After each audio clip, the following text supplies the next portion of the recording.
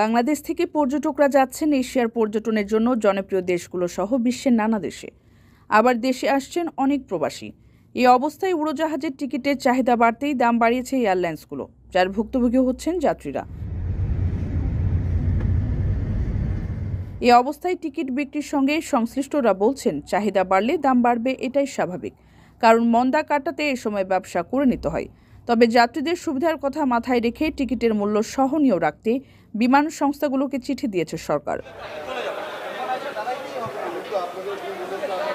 পর্যটন সংশ্লিষ্টরা বলছেন, জুলাই পরবর্তী সময়ে বিদেশ যাত্রায় অনেকটাই ভাটা পড়ে।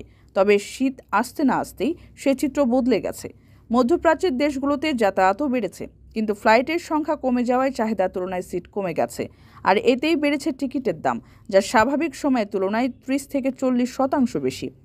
এদিকে টিকিটের দাম বেড়ে যাওয়ায় বিমান সংস্থাগুলো ও বাংলাদেশ